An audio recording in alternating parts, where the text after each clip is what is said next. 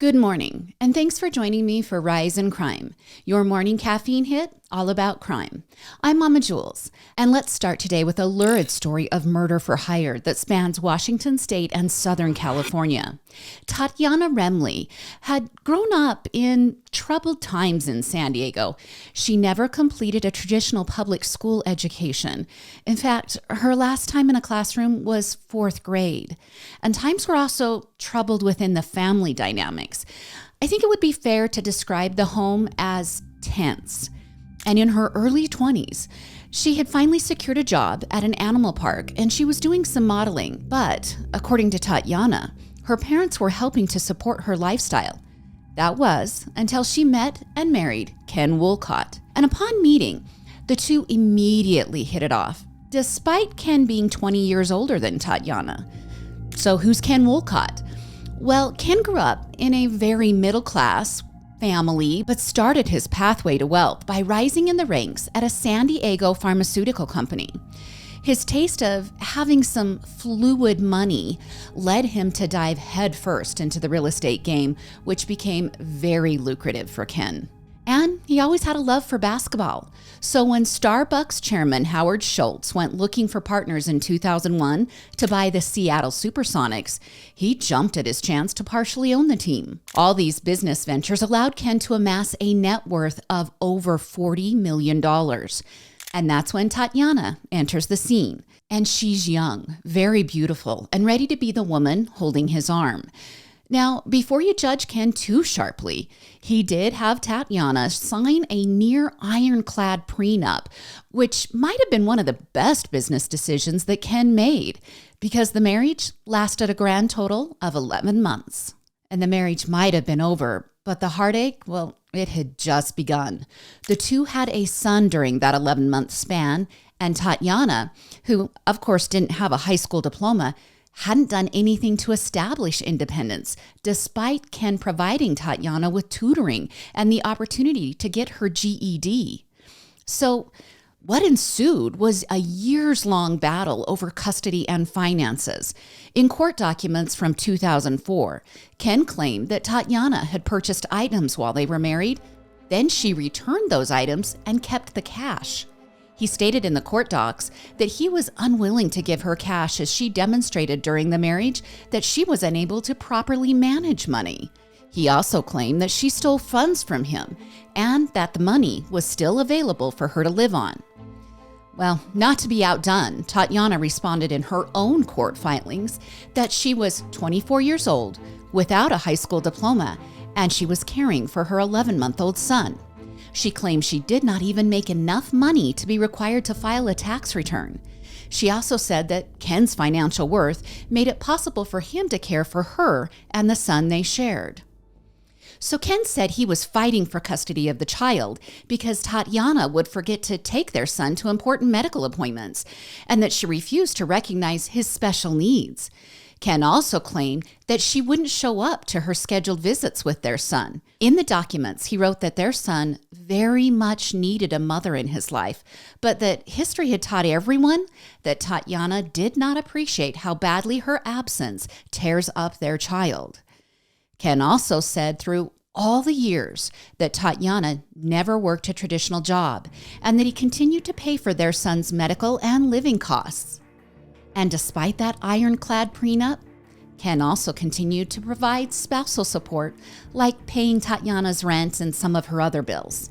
Now, during this whole span of a custody battle, Tatiana went on to have a child with another man who Ken claimed she was receiving $5,000 per month in support payments from that man. So grand total, Ken claimed Tatiana was getting $9,000 per month from the two men. He asserts she spent that money on herself and her horses, and she neglected the two children. He petitioned the court for full custody of his child by saying that Tatiana believes she is an exception to the rule, that she thinks she doesn't need to work when most other single mothers have to provide for their children. He also claimed that she was somehow living comfortably in Rancho Santa Fe, driving a late model Lexus, and also supporting her mother, all while pursuing her passion for horse training and riding. Now, Ken did win the custody battle after nearly a decade, and he took over sole care of their son. Well, Ken, despite the court battles and payments to his ex, he might have dodged a bullet. And so did 4 other men. The New York Post is reporting that Tatiana was engaged 3 times during the years-long custody battle between her and Ken. The Post is also reporting that she would target rich men at her polo club while pursuing relationships with other women. One of the men she had a relationship with sued Tatiana in 2009 for $4,000 in unpaid loans.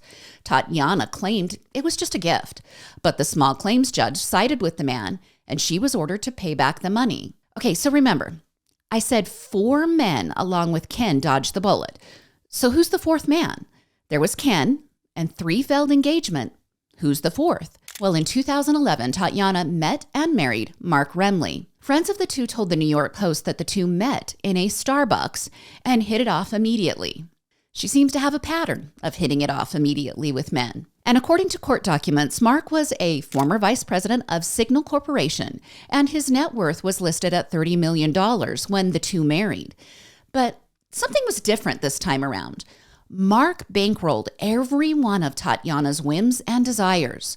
The couple shared a $2.3 million home in Del Mar, California, and that home was conveniently located near the Del Mar polo fields. They also had a vacation home in Hawaii, and eventually they purchased 2 other properties with their names attached. Tatiana had a dream of producing a horse show, similar to the popular Cavalia show. Okay, so think of equestrian mixed with acrobatics and blending that all together for a highly produced show that people would buy tickets to watch. Except people didn't want to watch this one. The two set up a corporation called Equestria Development that included the new horse show named Valitar, but it failed pretty quickly, and Mark filed bankruptcy for that corporation in 2012. But that wasn't the end of pressing the limits and trying the unknown for the two. In 2017, they joined the cast of the Showtime series Naked Sanctum. I didn't know about this series, and Sanctum is spelled in all capital letters, and there's no vowels, so it's just SNCTM, so Naked Sanctum. Okay, this is a private members club in California, and it provides high-end sexual experiences with multiple partners. In order to attend a Sanctum soiree, yeah, that's what they call them. I went to the website. They're called soirees. You must send in photos of yourself and an application to be approved for the guest list. And their website says they screen for aesthetic appeal, professional status, and what the applicant will contribute to the Sanctum community. Well, Mark said at the beginning of their relationship, they weren't into the kind of lifestyle that Sanctum offered. But as time grew on, their sexual relationship grew together, and they opened up to that type of experience. And Mark's comments about how they grew together, well, that doesn't really quite shed light on the rest of the difficulties in the relationship. The couple filed for divorce and reconciled more than once since their 2011 marriage began. The most recent split happened in May of this year. Tatiana was the one to eventually file for divorce in July. And court documents filed by Tatiana claim that Mark was physically and emotionally abusive to her. She wrote that Mark destroyed her property and had cut her off financially. She also claimed that some months she would spend up to $50,000 to support her lavish lifestyle. And the divorce filing asked the court to grant her $15,000 per month in spousal support and also exclusive use of the Del Mar home and the 2 trucks the couple own, as well as the horse trailer and an ATV. She also wanted custody of various pets that included goats and parrots. Now, the filing went on to claim that Mark once put a gun to Tatiana's head in front of an employee. And on another occasion, she claimed Mark chased her around their home with a knife. Now, gun violence was also contended in a previous divorce filing in 2015, where she said Mark had a meltdown about their failed horse show endeavor and that he discharged his firearm inside their home.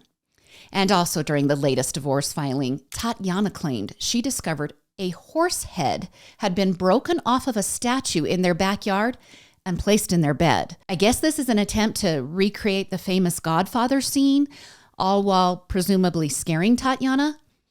Okay, Just days after that, at the beginning of July in this year, Tatiana said she had been hiding in an undisclosed location when she decided to return to the San Diego home.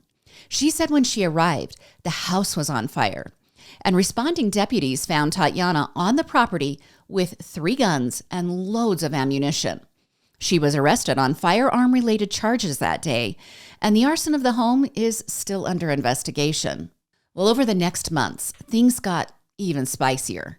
Court documents allege that Tatiana began negotiating with a friend to have Mark killed. And here's where I just might offer just a bit of advice. If in your friend circle you share everything, including your spouse for sexual purposes, I wouldn't negotiate a murder for hire and think that the business transaction would be kept secret. And it wasn't kept secret with these two either. Friends immediately told Mark about the plot, and Mark went to the police. Now, over the next 2 weeks, the police set up a sting operation meant to entrap Tatiana into confessing to the murder for hire plot. And not much has been revealed about that sting, but police are confident they got what they needed because Tatiana was arrested at a Starbucks on August 2nd. Okay, what's up with this lady in Starbucks? Everything seems to happen centralized around Starbucks. But what we do know is she provided detailed information on how she wanted her husband killed and how she preferred the body to be disposed of. Now, police have charged her with carrying a loaded weapon in a public place and solicitation of murder. So what about Mark? Well, the Daily Mail is reporting that on the same day the news of the murder for hire plot was revealed, Mark roared up in a black Ferrari to his Del Mar property home, but he instead went to a neighbor's door begging for help, saying he was having a seizure. The neighbor told the Daily Mail that Mark was highly agitated and he looked absolutely terrible. Now, the neighbor assumed he was possibly detoxing from something, so the neighbor immediately calls 911 and Mark was taken to the hospital. And the Ferrari was left in front of the residences until 3 days later when friends of Mark's arrived in the neighborhood. They took the car and they put chains on the gates of the house. The neighbor also said that Mark didn't look to be his age of 57 years old. He said he looked more like 77 years old. Well, Tatiana has pleaded not guilty to the 2 gun charges and the solicitation for murder charge. Her lawyers made a motion to have Tatiana released on $50,000 bail, and that motion was rejected by the judge. And she remains in the Las Colinas Detention Center. She will be back in court for a preliminary hearing on November 16th, so I'll keep you updated on this wild story. And now to Duxbury, Massachusetts, where a grand jury has indicted a mother for killing her 3 children before trying to unsuccessfully take her own life. And this story is crushing, but I think it's an important one to tell. Patrick and Lindsay Clancy fell in love at first sight. At least that's how Patrick retells the feelings. He said he can remember the very moment that he fell in love with Lindsay, and that it was that kind of love at first sight that you only see in movies. The two quickly fell in love, and then they married. And Lindsay worked as a nurse, and Patrick worked for Microsoft. Well, things progressed, and they were blessed with 3 beautiful children: 5-year-old Cora, 3-year-old Dawson, and 7-month-old Callan. And Patrick said their love grew deeper as their home was blessed with each new child. He describes his wife with these words: "The real Lindsay was generously loving and caring towards everyone, to me, our friends, our kids, our family, and her patients." If you noticed in his word choice there, he describes the real Lindsay in the past tense, that she was loving and caring. And that's not because Lindsay has died. Usually you hear that phraseology when someone's passed, but it's because Patrick feels the woman who has now been indicted for killing his children is not the same woman that he married. Her mental collapse after birthing their youngest child, Callan, led to the devastation that he walked into back in January of this year. So let's go back to just a few days before the murder. According to Fox News, Patrick was growing more and more concerned about the mental health struggles his wife was experiencing.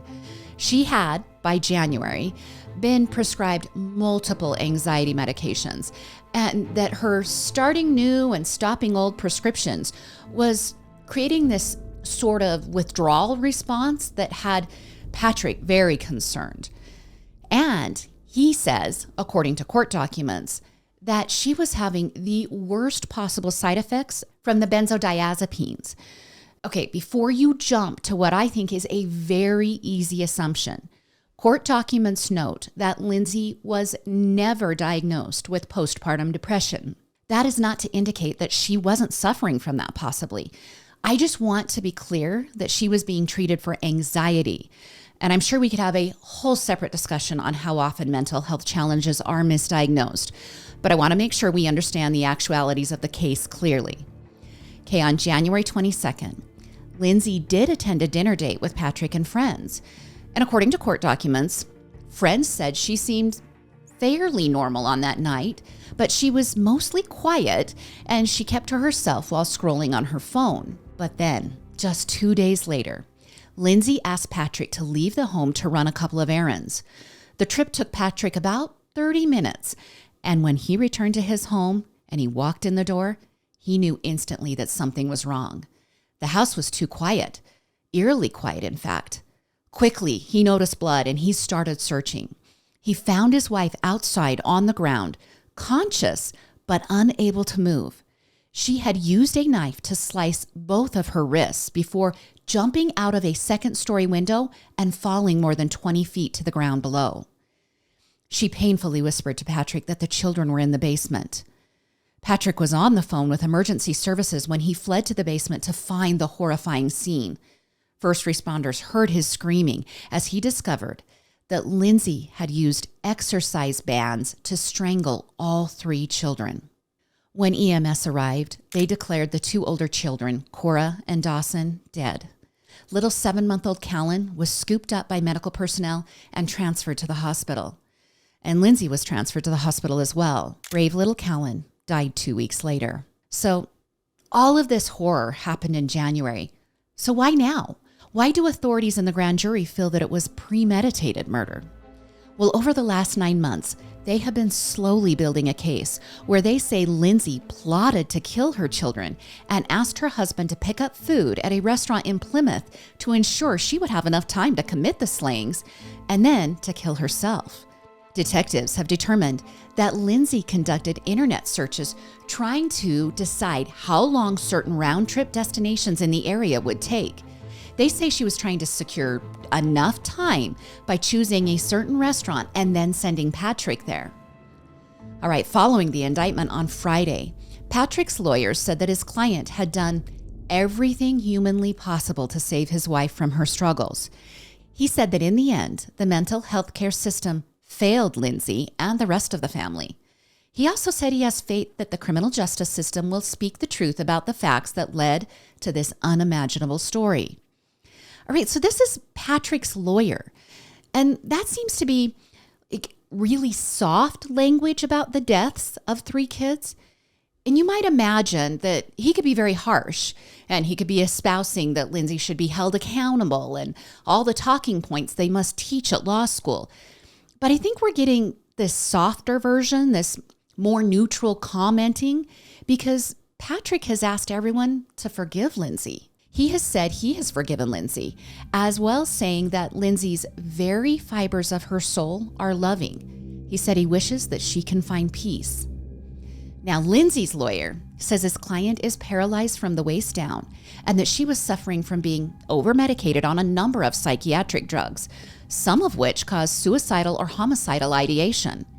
He told the district court that society fails miserably in treating women with postpartum depression or even postpartum psychosis. In his words, he said all they do is medicate, medicate, medicate. They just throw pills at you and then see how it turns out. Well, Lindsay is being held without bail and being treated at a medical facility. She will be arraigned within the next few weeks. And Patrick made such a detailed and well-written tribute to his children on the GoFundMe page that has raised over $1 million to help with medical bills and funeral expenses. So I'll just share a bit because it's so heartwarming. He said Cora was a cautious child who was a natural nurturer. She wouldn't leave the house without assigning someone to care for her 2 favorite baby dolls. She wanted to be a nurse like her mother and would practice doing well baby checkups on her new baby brother, Callan. Dawson was always willing to share his toys, even though he was only 3. He loved trucks, tractors, dinosaurs, and the worker guys, as he called them, who would be outside building things. He, of course, caused mischief, but Patrick said it was always done with humor attached. And his tribute to baby Callan was heartbreaking. He said he was the easiest child of the 3, the best sleeper, the least fussy. He was sitting up and gaining more independence. He said that even if his workday or home day hadn't gone so well, that Callan would heal him with his sweet laugh. He said perhaps that is why he held on at the hospital a little longer, almost as a final gift to him to spare him as much pain as possible. He said as horrible as the hospital stay could be, he was grateful to feel his warmth until the very last moment. He finished by writing that his faith is that Callan felt his warmth as well until the end. Now I want to finish this story by reminding you listeners that a new hotline for those having suicidal thoughts was established this year. The lifeline can be reached by just dialing 988. All right, we'll finish with this quick update to the Alex Murdaugh trial saga. Okay, Alex was convicted earlier this year of murdering his son Paul and his wife Maggie at their hunting lodge. Paul was the drunk boat driver who was being accused of killing Mallory Beach when he rammed the boat into a bridge column, and Mallory was flung from the boat and died in the cold waters. And Alex was found to be lying in the deaths of Maggie and Paul. Remember, during the trial, he said he wasn't there, but Paul's Snapchat video proved he was there during the deaths. That is the most quick, succinct way I can give you an idea of what we're talking about here. I could go on another 2 hours explaining everything that has to do with the Murdaugh murders. But here we go. This is the newest. Well, defense attorneys for Alex filed a motion on September 5th asking for a new trial due to alleged jury tampering by Becky Hill. Okay, Becky is the kind and helpful court clerk that attended the trial. She became kind of known as this hospitable woman during the trial. Okay, the motion claims that her actions might have led to the abrupt dismissal of one juror right before deliberations began in the murder trial. Here's what the defense is claiming. The motion says Becky found a Facebook post from a man who was accusing his ex-wife of getting drunk and sharing information about the trial. Okay, that woman in the Facebook post, that was supposedly juror 785. When Becky was asked to produce the post, she said it had been removed. But then a coworker of Becky said she found another post on Facebook by the same guy apologizing for the initial post about the woman spilling the beans. Okay, this information was shared with the judge, but posts weren't provided to corroborate their claims. Then Becky was sent an email in which a Domino's employee reported that a coworker claimed to have had a conversation with her landlady about the case. The landlady was also supposedly juror 785. Now, the judge in the case was then made aware of the email about juror 785 sharing information. Authorities interviewed the Domino's employee and his fellow tenant at the apartment building. The defense is saying they knew nothing about juror 785, that when they were interviewed, they said they don't know anything about this woman or the case and it's not their landlady. But prosecutors say they had enough evidence to dismiss juror 785. But one of the biggest issues is that Becky spoke to juror 785 individually, and that has frustrated the judge overseeing the case. He said it wasn't her place to interrogate a juror. However, he dismissed juror 785 anyway, just hours before deliberations were to begin. And it has now been determined juror 785 was pretty set on Alex being found guilty. So this dismissal might have dramatically changed the outcome of the trial. Becky also stepped out of bounds by giving out business cards to jurors and also creating personal relationships with them. She even went on to celebrate one of their birthdays with them. And Becky then went on to write a book titled Behind the Doors of Justice, The Murdaugh Murders. In the book, she often refers to her experience as the clerk in the term we, like air quotes, we, as if she was part of the jurors and the process of deciding the guilt or innocence of Alec. She also appeared with 3 jurors on the Today Show following the guilty verdict. And the court documents claim that Becky betrayed her oath of office for money and fame. Now, this back and forth here about what jurors think she did and what jurors think she didn't do, I could talk about it for at least 10 minutes. But let's just suffice it to say that some jurors think the claims are ridiculous, and others, they're just not so sure. And the Facebook post about the ex-wife spilling the tea about the cases while she was drunk, well, that seems to be proven completely false at this point, but it was still cited as one of the reasons to remove juror 785.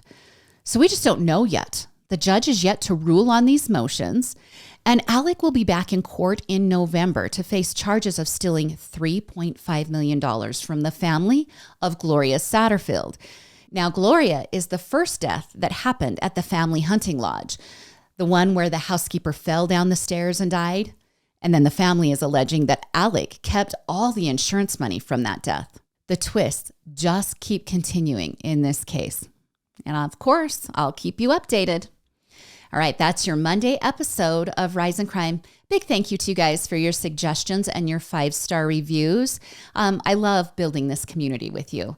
You can follow us on Instagram and TikTok. And of course, I love it when you subscribe to the YouTube channel. Join me again on Thursday for more morning crime news. I'm Mama Jules, and keep safe out there.